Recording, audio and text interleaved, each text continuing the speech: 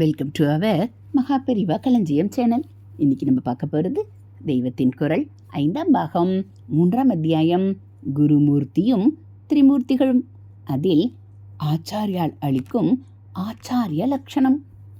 விவேக சூடாமணியில் ஆச்சாரியானை பற்றி வர்ணிக்கும் போது ஆச்சாரியால் என்றாலே இவர்தான் என்றாகிவிட்ட நம்முடைய பகவத்பாதால் தீர்ணா ஸ்வயம் பீம பவார்ணவம் ஜனாத் அகேதுனா அந்யானபி தாரயந்தக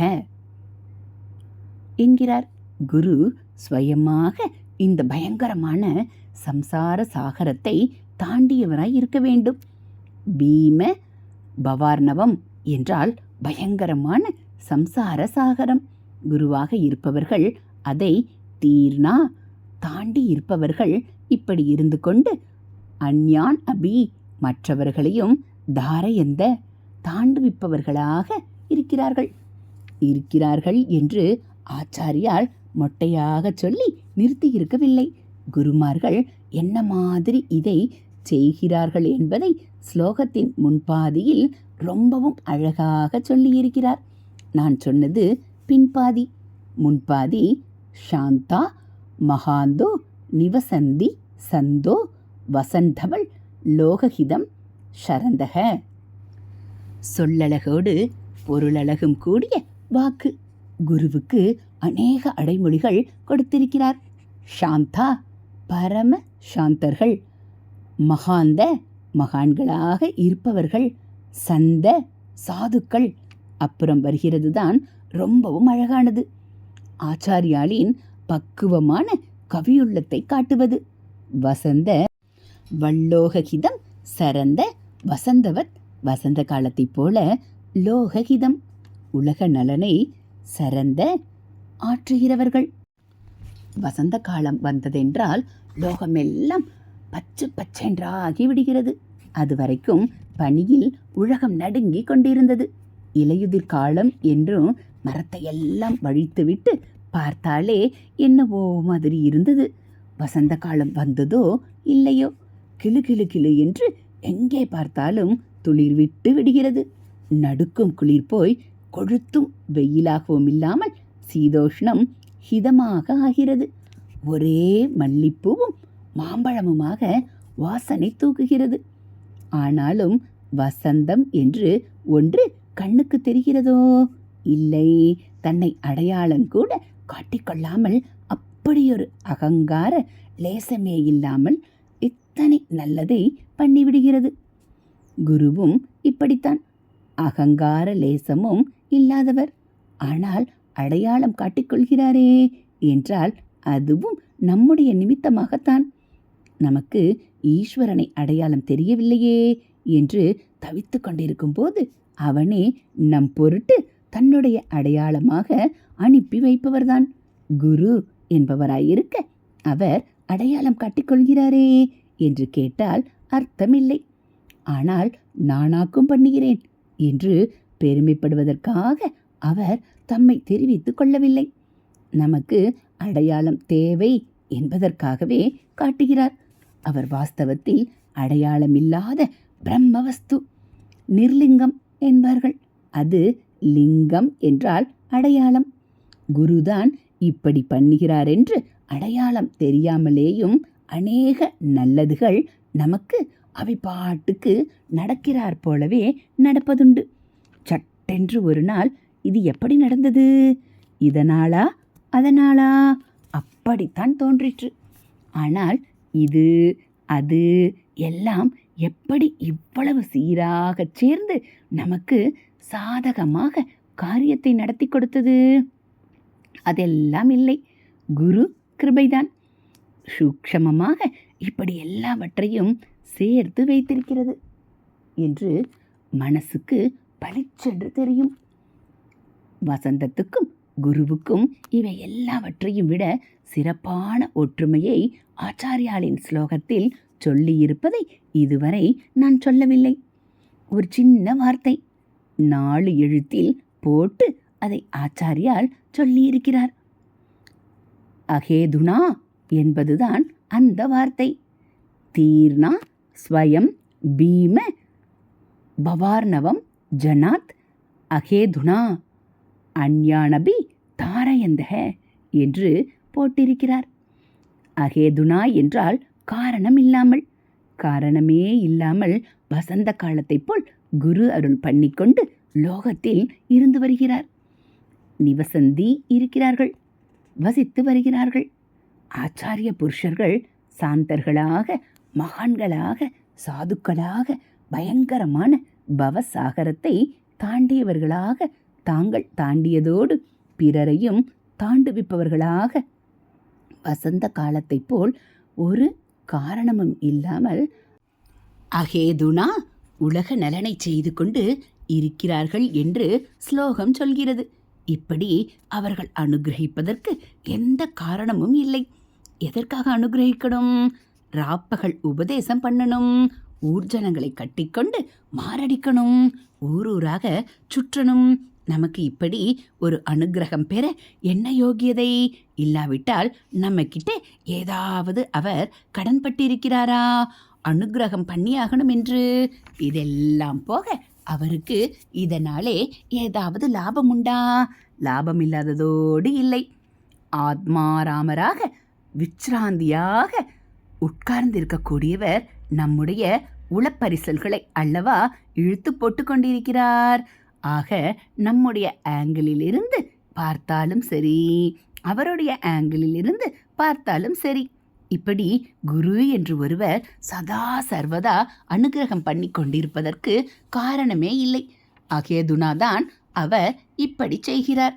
நம்மை கடை தேற்றி அவருக்கு ஒன்றுமே ஆக வேண்டியதில்லை. நமக்கு அந்த யோகியதை இல்லவே இல்லை.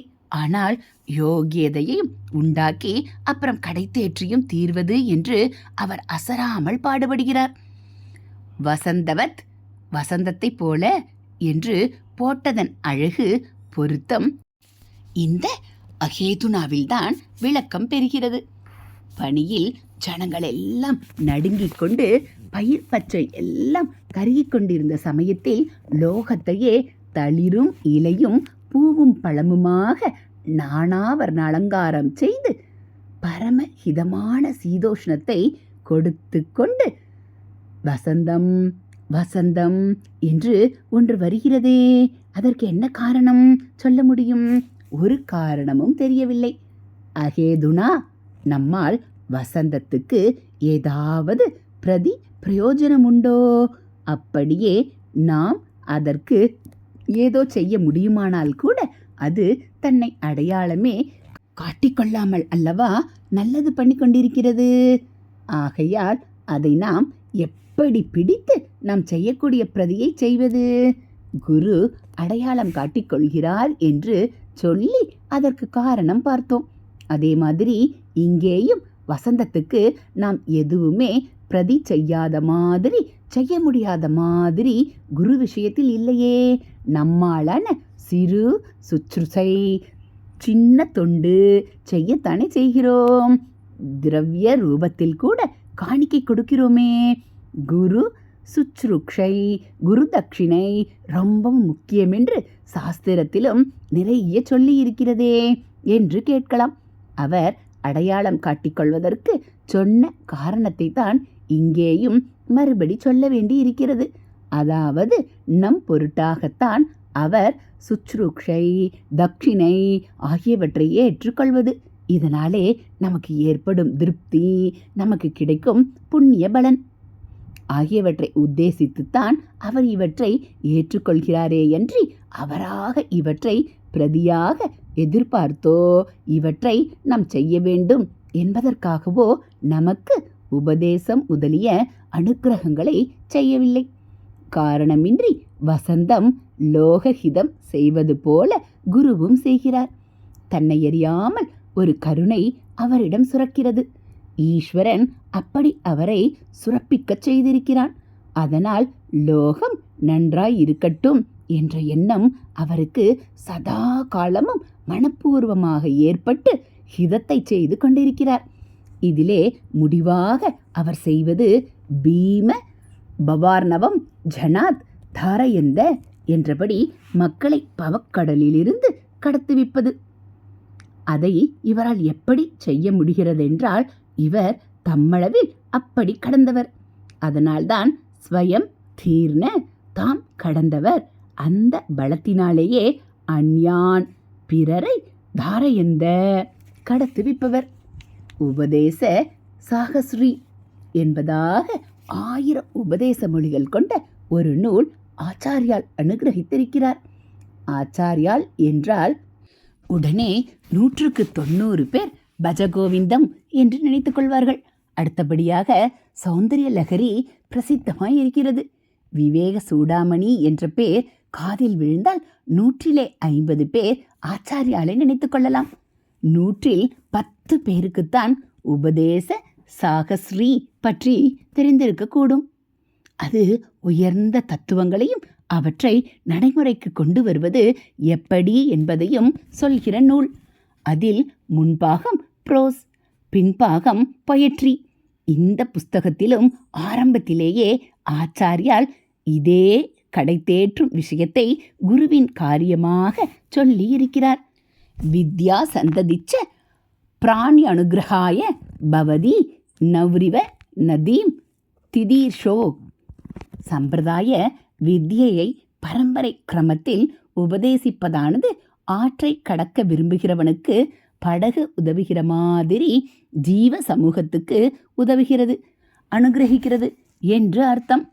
நதீம் திதீர்ஷோ, நதியை கடக்க விரும்புபவனுக்கு நௌரிவ, படகு போல. நவ் என்றாலும் நௌகா என்றாலும் படகு என்று அர்த்தம். நவ்தான் தமிழ், நாவாய்.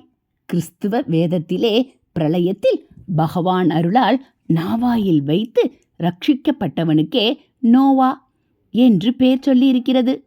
அதுவும் நம் வைவஸ்வத மனுவின் கதைதான். சம்சார பெருக்கில் படகு ஓட்டுபவர் குரு. கர்ணதாரன் என்றால் படகுக்காரன். குருவுக்கும் அதே பேர் சொல்வதுண்டு. சம்சாரத்தை தானும் தாண்டி பிறரையும் தாண்டுவிக்கிறவர் என்பதையே வேறே விதமாக சொன்னால் தானும் பிரம்மமாக ஆகி பிறரையும் அப்படி ஆக்குகிறவர். அவர் பரபிரம்மமாயிருப்பதுதான் குரு. சாக்ஷாத் பரம் பிரம்ம. தாம் அப்படி ஆகாமல் வாய் வேதாந்தம் பேசுபவர் இல்லை. அவரும் நன்றாக விரிவாக வேதாந்தம் பேச தெரிந்தவர்.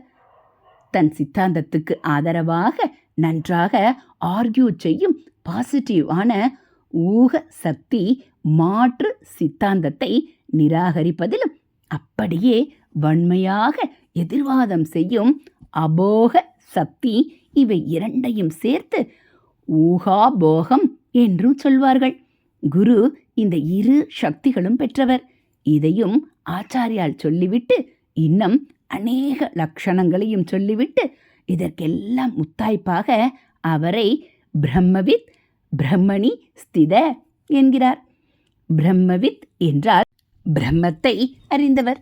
இப்படி சொன்னால் கூட அறிவு மட்டத்தில் மட்டும் இன்டலெக்சுவலாக ப்ரொஃபஸர், டாக்டர் மாதிரி தெரிந்து கொண்டதோடு சரியோ என்ற சந்தேகம் வந்துவிடப் போகிறதே என்றுதான் உடனே பிரம்மணி ஸ்தித என்றும் போட்டிருக்கிறார்.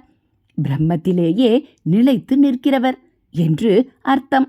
அதாவது பிரம்மமாகவே ஆனவர். ஆகையால் குரு சாக்ஷாத் பரபிரம்ம என்றால் அது சரிதான். தஸ்மை ஸ்ரீ குரவே நமக என்னும் போதுதான் மறுபடி கேள்வி வருகிறது. ஹரஹர சங்கர ஜெய ஜெய சங்கர, ஹரஹர சங்கர ஜெய ஜெய சங்கர. மகா பிரிவாச்சரணம். இதுபோல் தெய்வத்தின் குரல் பகுதிகளை நீங்கள் தினந்தோறும் கேட்கணும் அப்படின்னா மறக்காமல் நம்ம சேனலை சப்ஸ்கிரைப் பண்ணுங்கள். கூடவே பெல் ஐக்கானை கிளிக் பண்ணி ஆளுங்கிற பட்டனையும் அழுத்திடுங்க. அப்போ நம்ம படிக்கக்கூடிய தெய்வத்தின் குரல் பகுதிகள் உங்களுக்கு உடனே நோட்டிஃபிகேஷனாக வந்துடும். அதெல்லாம் உங்களுக்கு பிடிச்சிருந்தா ஒரு லைக்கும் கமெண்ட்டும் கொடுங்க. தேங்க்யூ.